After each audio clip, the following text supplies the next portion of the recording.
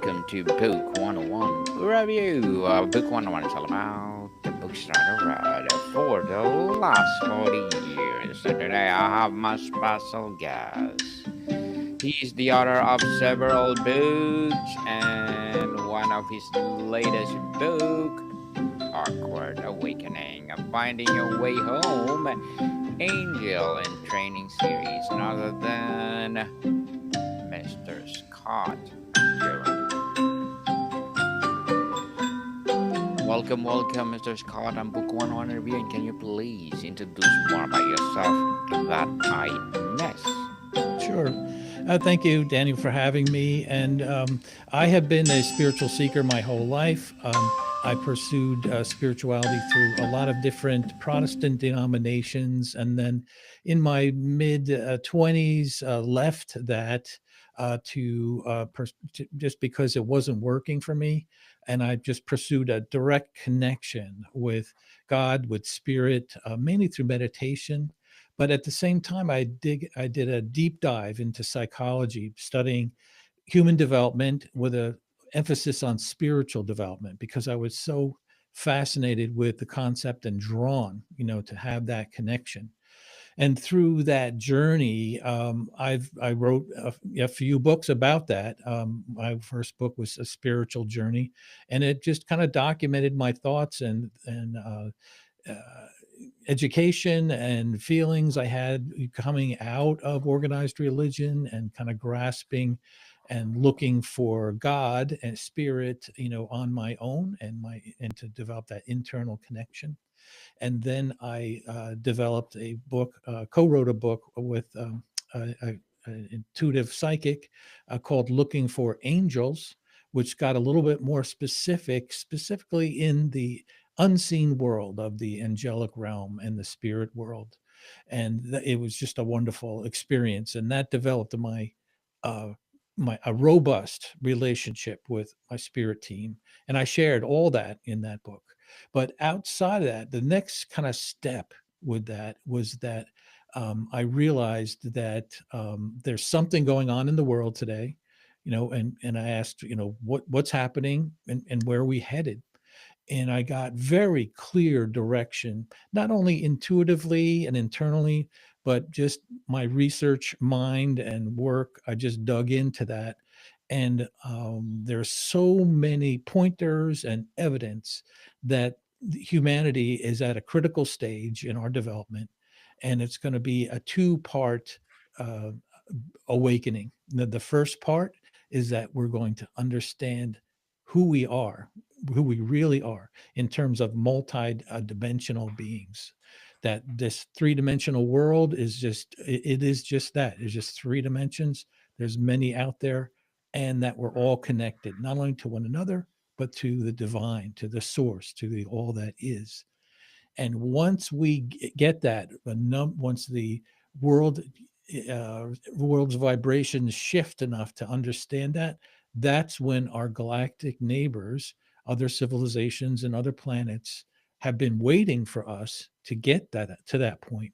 That's when they will become more the quote unquote first contact will happen, and then we will be joined and in the Galactic Federation and commerce and knowledge exchange. The whole thing is going to open up for us. So briefly, that is what the Awkward Awakening is about. That two-part step. Mr. Scott, the title Awkward Awakening is so evocative. What does that phrase mean in the context of your protagonist's journey? Yeah. So the awkwardness is what, awakening a lot of people in the spirit world or, that are spiritually minded might have heard about an awakening happening, that humans are evolving and understanding more about, that we're not just these animals running around in a three-dimensional world, that there are other realities out there and dipping into that. And we experience them on a regular basis, with near death experiences, with meditation, with psychedelic drugs. People have pierced the veil, as I say, to understand that there is a world beyond what we see and hear. And so I get that, but the big thing is the awkwardness, because as a psychologist, I know, and many people know this also, that humans do not like change. George Bernard Shaw had was wonderful quote saying that all great truths begin as blasphemy. And it's the same thing here. I start the book out looking at Copernicus's life and how he had his whole life, he knew something was wrong. The sun did not revolve around the earth. It just didn't, it wasn't right. But Ptolemy uh, and the scientific community all said, "Hey, no, you're wrong. You're wrong." But in any case, he published his book on his deathbed because he knew that it wasn't going to be received well, and it took about 100 years before Galileo picked it up and started promoting that, which, as you know, he was put under house arrest, and his friend Bruno Giordano, I believe his name is Giordano Bruno, was executed because he was starting to talk about something that was so different from the current reality that it wasn't to be, that the church of scientific community at the time didn't want it to keep going. So this is the magnitude of the awakening that we're looking at now. And I think it's happening now. It started, I believe, in 2012. It's rolling out slowly, but it's rolling out. And we see evidences of that all around us now. You turn on the news, you'll see the tremendous, tumultuous uh, state that the earth is in, and that's part of it. And I map out several indicators, sacred texts, extraterrestrial input, from people who are channeling. I introduced the whole thing of channeling and how that can be seen as a reliable source. And so that change is, in terms of who we are and our galactic neighbors, is the awkward part, and is going to be resisted by many, but at the same time, there's many, many people, and I speak in this kind of space quite a bit, and there's many, many people that are very much on board. They get it. They're looking forward to being a part of it, if we want to. So, Mr. Scott, the series is called Angel in Training. What are the most surprising or difficult parts of a celestial curriculum for your main character? The biggest surprising part is understanding that and my personal experience was that I am much more than who I am.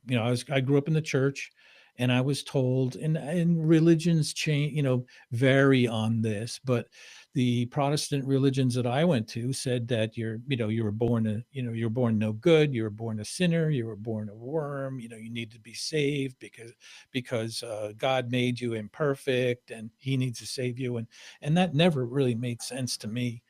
Even though I almost finished seminary, but it wasn't working out. They kept asking me like, "Hey, now, Scott, would you like to speak with us outside of class here?" Because I was always raising my hand, questioning what was being told. And that was the conservative Protestant seminary, but it's a little uncomfortable to say like I'm more than just this Scott Guerin physical body looking around, going through my physical life, that there's a part of me that existed before this lifetime and will exist after, that when I die, I don't die. I leave this physical plane, this physical dimension. And that was the most uncomfortable part for me to get used to, until I just started asking to please help me understand this and experience my life outside of this reality. And that's what you have to do. You have to ask for these things. They don't. The rule of asking permission is real. We have free will. We all have free will. So even the most powerful archangels will not interfere in your life unless you ask them. So that's what I was doing. I was asking to experience different parts of myself in the spirit world, and that came in so many ways that Now I became now I'm used to it and look forward to the times when I do see that in my life.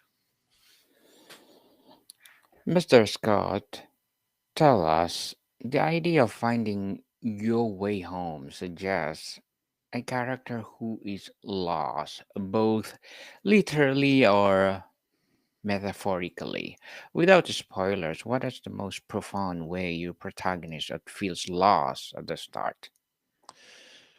Well, lost and one for many people feel lost in the sense that we maybe don't feel we belong here on earth, that it's uncomfortable in a way, that we feel a longing to be a part of something bigger than ourselves.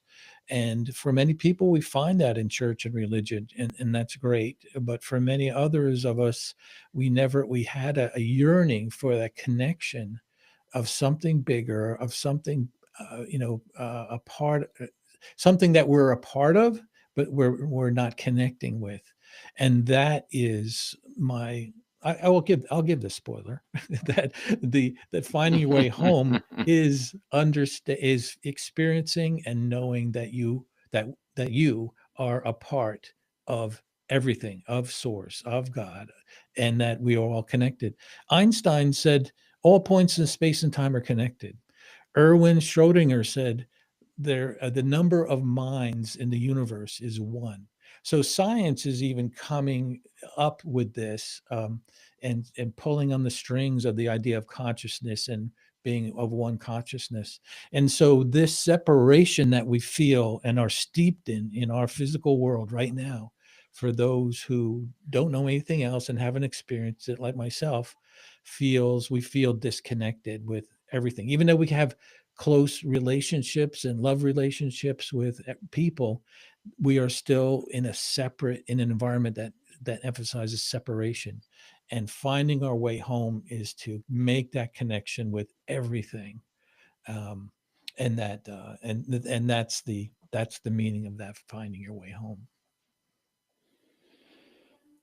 Mr. Scott, an awkward awakening implies a rough start of a new reality. What is the single most disorienting thing your character has to come to terms with?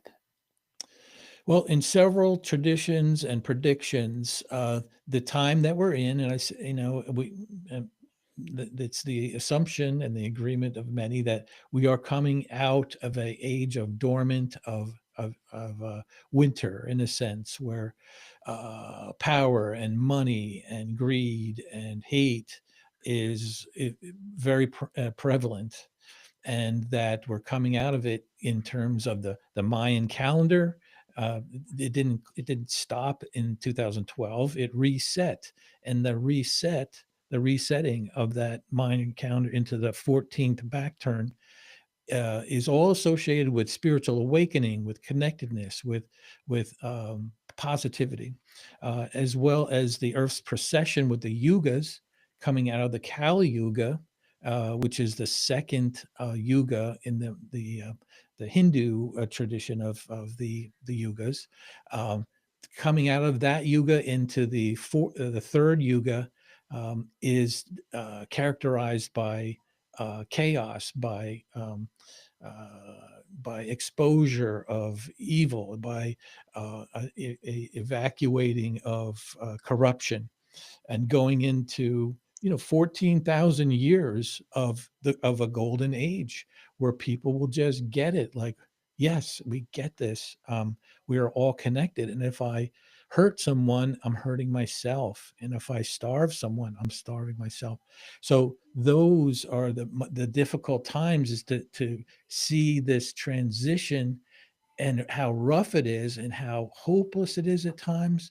But we have to keep looking within, and getting confirmation that yes, this is part of the plan, that and that has to happen, maybe, or that is going to happen, that will open the door to a very positive a future. A positive future. Yes, definitely. And can you tell us about the moment where character's heavenly mission directly conflicts with the they're developing human empathy. And how do they navigate that? How are earthly characters? Yes, please. Yes, I think the knowledge is okay. Part of this is in human development terms. People go. There's different types of ways humans develop. One way is through stages, and there's many different stage theories of human development. And this one psychologist, John Piaget, noticed that when children, up until around the age of 6 or 7, he noticed that children couldn't, if they had a toy in front of them and their friend was on the other side of something on the desk that was blocking it, that the child would, when if you asked the child, can your friend see the toy even though it was being blocked, the child would say, yes, of course he can see the toy, I can see the toy. And up until around 6 or 7, the human brain, no matter what part of the world you're from, the human brain struggles to grasp the concept that someone can have a different perspective than you and can't see the world as you do. And that's a good analogy of where I think we are now, that we're finally, it could be a human development phase, that we're wakening up, where our awareness is expanding to include that we're not just here. We're not the only people in the universe. We don't have all the answers. There's civilizations that have been around 100 million years, 500 million years, and have gone through what we're going through right now as a planet, and are willing to help us when we get to that point. Mr. Scott, what is the most awkward but ultimately important reason your book talks about human or being a human? I think the most awkward thing is to realize that we're much more than what we've been taught, and I say taught, I mean, some people say program, whether it's intentionally or just, it's just people were just going on what they knew, they just pass on what they knew because they were taught the same thing. But the separation between one another, and between source, between God, between all other beings, that separation is inherent. And I think the big, most awkward, uncomfortable, strange, resistant thing that we have to deal with is that we are much more than we are and that we perceive. And that, not that that we're dumb or we're missing it or whatever, we're just coming into our age of awareness that we're not alone, we never were, and that there are lessons to be learned in this three-dimensional dense reality that we live in. But it's time to move on, and the earth is on a path.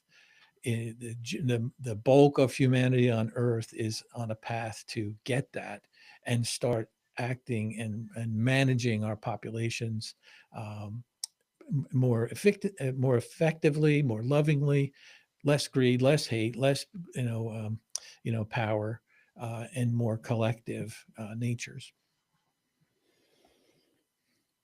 Mr. Scott, how does the story redefine the challenge traditional notions of what it means to be a good or holy? A good or holy. Oh, Yes, yeah. means to be a um good or holy. Yeah, well, that's it. That, we got those moral lessons from our organized religions, and there's 4,200 organized religions on the planet, and then there are variations within those. Say, for example, in Christianity, there's some say 30 to 40,000 different variations of Protestant Christianity. And so, there are lots of different ways to look at what holy is, what good is, um, and And then certainly there are very rules. They're very stated rules. More some religions outline them very specifically and cast you out if you don't follow their rules exactly. Or as I grew up in, if I didn't believe this thing that my church was saying, that you were going to be burned, the loving, caring God was going to send you to hell and you were going to be tortured day and night forever and ever. So the biggest change in that is that is not true, that we are all one. We are all part of one thing, like the hand, the hand, 5 fingers, right? But they're all part of the same hand. Like a football team, you can't have a football team with all quarterbacks. It doesn't work. We need diversity, but we need unity. And I know diversity is a bad word these days in some circles, but it's not that diversity erases our individuality. It's just a respect that the other person that you're working with is on the same hand, and that you may need 5 fingers to do certain things. And so it's that type of unity, um, and it is one part of the traditional playbill that we can move from. And then certainly our divine nature. I mean, so many religions, although they have it buried deep in many of them, that there is a oneness between the creator and created. um, but this is more the awakening that's going to occur now, is that people individually will get that, will grasp that, will experience that oneness of, to God, the universe, to everything. And it's extremely freeing, and extremely peaceful.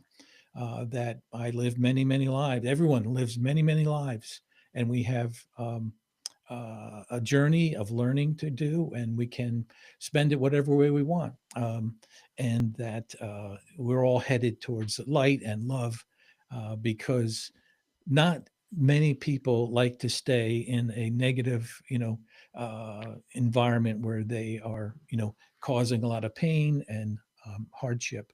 That there's a natural movement towards light and love in the universe. Mr. Scott, thank you so much for sharing your knowledge and wisdom to the world. So, can you please invite our listeners to support your book, your advocacy, or whatever projects that you're doing right now? Sure. My website, where everything is listed there, is angelandtraining.org. You can get the book Awkward Awakening on Amazon, audiobook, paperback, and we have a special with the ebook until December 6th. So, and then please feel free to reach out to me through my website for any questions. Yes, people, let's support Mr. Scott Guerin, because if you support him for sure, more and more empowering books like this to come. So, Mr. Scott, thank you so much for your time. Thank you, Daniel. Happy to be here. Yes, welcome, people. See you soon.